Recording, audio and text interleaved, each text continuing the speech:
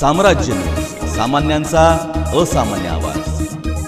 अतिवृष्टी व पुरामुळे जिल्ह्याच्या करमाळा, माढा, मोहोळ, उत्तर सोलापूर, दक्षिण सोलापूर व अक्कलकोट या तालुक्यातील गावे मोठ्या प्रमाणावर बाधित झाली आहेत। तसेच जिल्ह्यातील 82 गावांमध्ये 120 तात्पुरते निवारा केंद्र निर्माण केले आहेत। या सर्व निवारा केंद्रात आरोग्य विभागाचे सामुदायिक आरोग्य अधिकारी यांच्या नियंत्रणाखाली 5 आरोग्य कर्मचाऱ्यांचे पथक नागरिकांच्या आरोग्य तपासणीसाठी कार्यरत आहेत।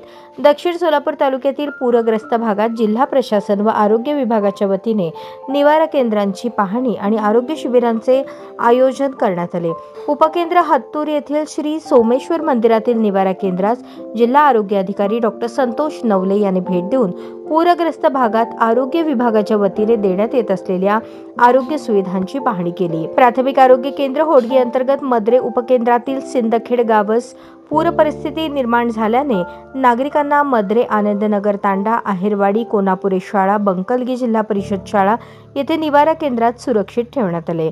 या ठिकाणी राहण्याची, भोजनाची आणि औषधोपचाराची सोय करण्यात आली असून डॉक्टर संतोष नवले, डॉक्टर निलिमा घोगरे आणि त्यांच्या टीमने प्रत्यक्ष भेट देऊन नागरिकांशी संवाद साधला। करमाळा तालुक्यात जतेगाव, खडकी, कामोने उपकेंद्रामध्ये विजयसिंह मोहिते पाटील नर्सिंग कॉलेज, अकलूज येथील विद्यार्थ्यांच्या माध्यमातून आरोग्य शिबिरांचे आयोजन करण्यात आले। तसेच कंदलगाव प्राथमिक आरोग्य केंद्रांतर्गत गुंजेगाव येथील आपत्तीग्रस्त निवारण केंद्रास भेट देऊन लाभार्थ्यांची विचारपूस करण्यात आली।